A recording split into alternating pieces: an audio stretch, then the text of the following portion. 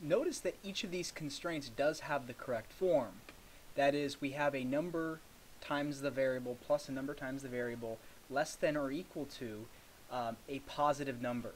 That is the requirement for the simplex method, and as long as we've satisfied that, we know that we have an appropriate maximization, or excuse me, an appropriate maximization problem. So what basically this simplex method does is, to quickly illustrate, let's suppose that we were to plot these and again, similar to what we plotted earlier, produce something like this. The simplex method, in short, bounces between among these ordered pairs of the corner points and selects the one that maximizes the objective function. So without going into more detail on that, you just have to think about this process, this algorithm, as bouncing among these points and figuring out which one produces the optimal value. Once it produces the optimal value, the process discontinues.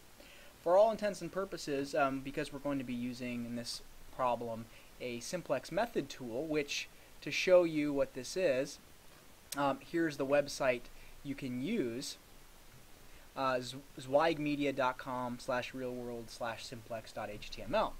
And so we're going to go there, and it tells us exactly how to input things, so you can actually look at an example. And so we want to maximize, so I'm just going to go ahead and modify what they've already put in here for this example. We're going to say or profit equals 60C plus 90S. 60C plus 90S, subject to, and here's where we're going to put our constraints in. So we have 50C plus 100S less than or equal to 20,000. And then we have 100C plus 40S less than or equal to 19,200.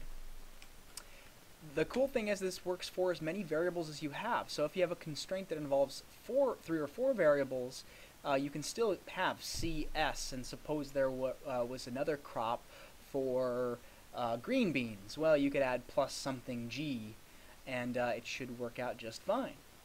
So we're gonna leave our significant digits at 2, and we're gonna leave it in decimal mode so that we can make our decision at the end.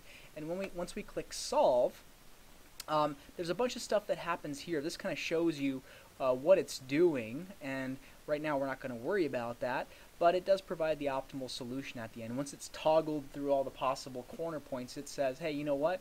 Your maximum profit, because P is the function we're maximizing, is $20,000. The number of acres of corn should be 120. The number of acres of soybeans should be 140. And that's the basic idea.